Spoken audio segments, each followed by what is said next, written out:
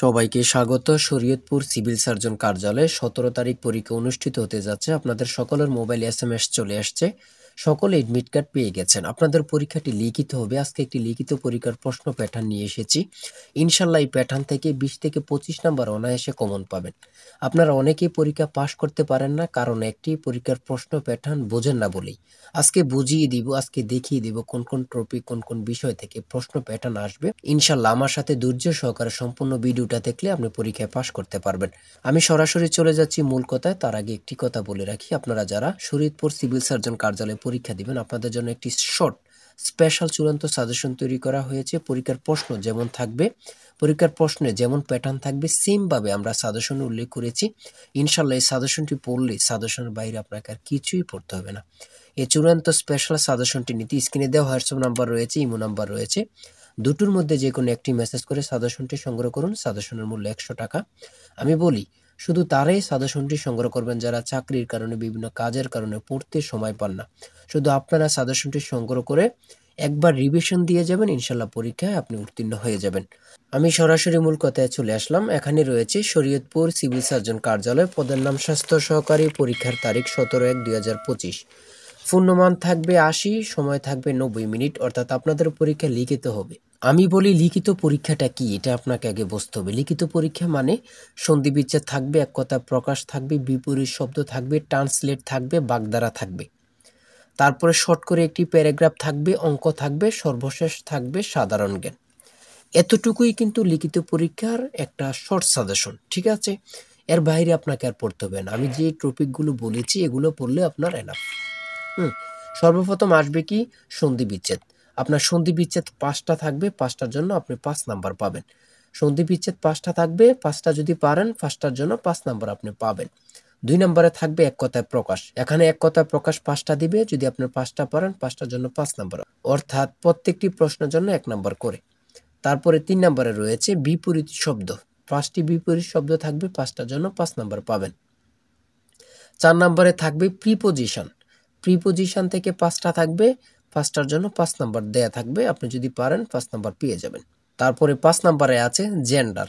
Gender থেকে 2টা থাকবে, 2টার জন্য 2 নাম্বার আপনাকে দেয়া হবে।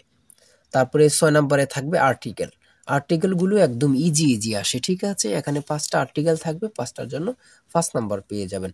আর বিশেষ করে আপনারা যারা পরীক্ষা দিবেন, আমি বলি 100 টাকার বিনিময় হলে আমাদের সাজেশনটি সংগ্রহ করবেন অবশ্যই। ইনশাল্লাহ আপনার উপকার আসবে, অপকার না।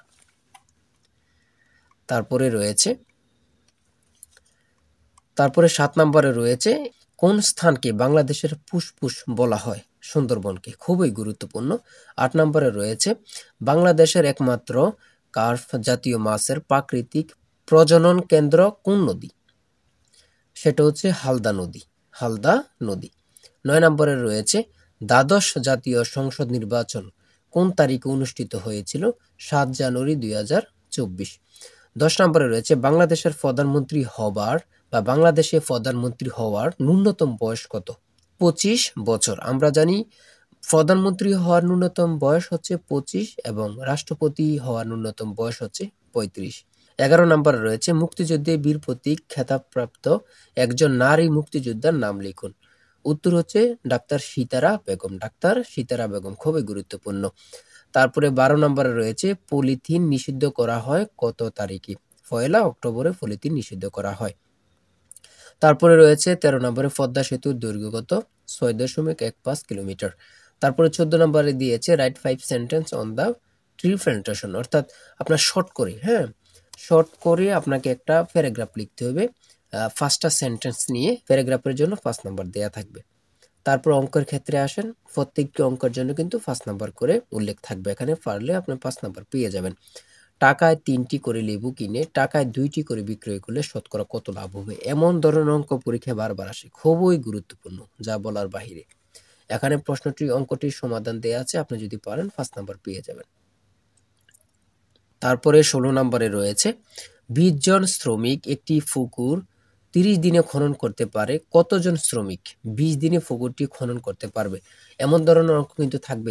আর প্রত্যেকটি প্রশ্নের ব্যাখ্যা ও সমাধান আমাদের সাজেশনে পেয়ে যাবে। এটা কিন্তু একটা সুযোগ, আমাদের সাজেশনে প্রত্যেকটি প্রশ্নের ব্যাখ্যা ও সমাধান সহ দেয়া থাকবে।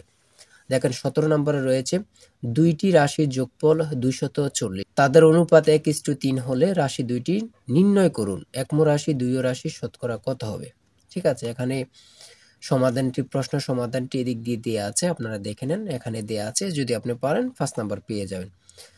এতটুকুই কিন্তু, লিখিত পরীক্ষা কিন্তু এতটুকুই, ঠিক আছে, এর বাইরে না। আমি বলছি বারবার সন্ধি বিচ্ছেদ থাকবে, এক কথা প্রকাশ থাকবে, বিপরীত শব্দ থাকবে, ট্রান্সলেট থাকবে, ইংরাজি থেকে প্রিপোজিশন আর্টিকেল থাকবে, হ্যাঁ, তারপরে শর্ট করে একটি প্যারাগ্রাফ থাকবে, অঙ্ক থাকবে, সর্বশেষ সাধারণ জ্ঞান থাকবে। এগুলোই কিন্তু লিখিত পরীক্ষার সাজেশন। চূড়ান্ত সাজেশনটি সংগ্রহ করতে এই নাম্বারে হোয়াটসঅ্যাপ, ইমো আছে 08942344468, হোয়াটসঅ্যাপ আছে, ইমো আছে, যে কোনো একটাই, দুটোর মধ্যে যে কোনো একটি মেসেজ করে সাজেশনটি সংগ্রহ করুন।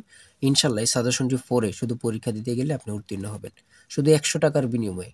আমি বলি 100 টাকা কিন্তু বড় কথা না, আপনি পরীক্ষায় কমন পাবেন। আমি বলে রাখি, এই সাজেশনটি পড়ে পরীক্ষা দিতে গেলে কিন্তু যথেষ্ট।